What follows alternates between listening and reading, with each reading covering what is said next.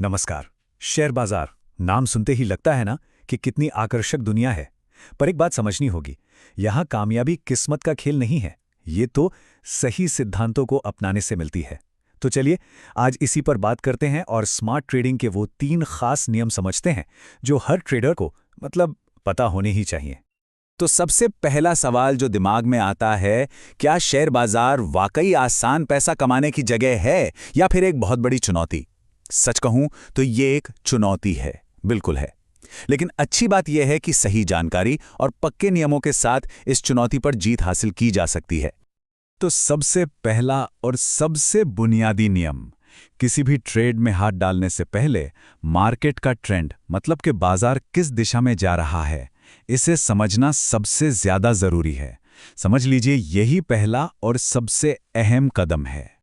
एक बात गांठ बांध लेनी है, ट्रेडिंग कोई जुआ नहीं है और यही वो फर्क है जो एक कामयाब और नाकामयाब ट्रेडर के बीच होता है। यहां अंदाजे लगाने की या मुझे ऐसा लग रहा है वाली गट फीलिंग की कोई जगह नहीं है। नहीं, एक स्मार्ट ट्रेडर हमेशा एनालिसिस पर यानी विश्लेषण पर भरोसा करता है। वो डेटा को देखता है, सबूतों को परखता है और उसके बाद ही कोई फैसला लेता है। तो अब सवाल उठता है कि ये विश्लेषण, ये एनालिसिस आखिर करें कैसे? इसके लिए कुछ बहुत ही पावरफुल टूल्स हैं हमारे पास, जैसे कि चार्ट्स। ये तो मार्केट के उतार चढ़ाव की पूरी कहानी ही बयां कर देते हैं। फिर आता है मूविंग एवरेज, जो हमें किसी स्टॉक की औसत कीमत का एक बिल्कुल साफ आइडिया देता है। और हाँ, वॉल्यूम एनालिसिस, इससे ये पता चलता है कि किसी ट्रेंड के पीछे असल में दम कितना है। ये टूल्स एक कामयाब ट्रेडर के लिए बहुत जरूरी हैं। तो इस पहले नियम का निचोड़ क्या है? बस इतना कि हर फैसला डेटा के आधार पर होना चाहिए, अंदाजे पर नहीं।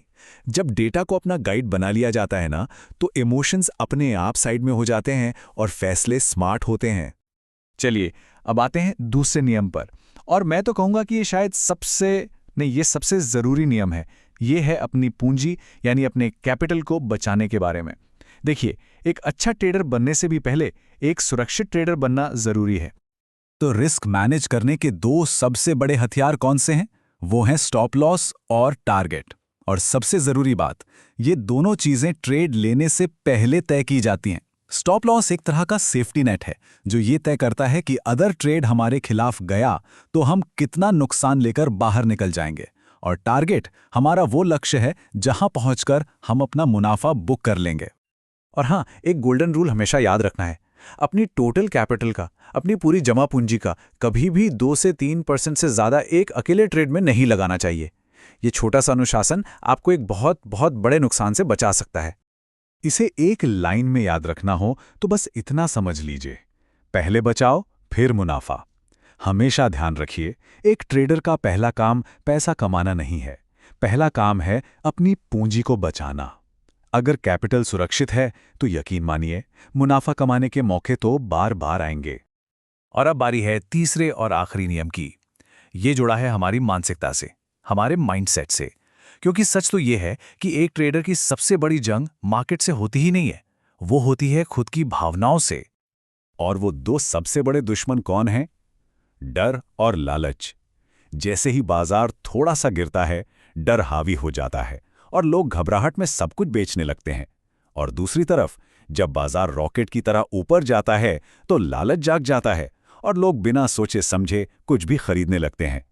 जाहिर है, ये दोनों ही फैसले बेहद खतरनाक हो सकते हैं। तो फिर इसका इलाज क्या है?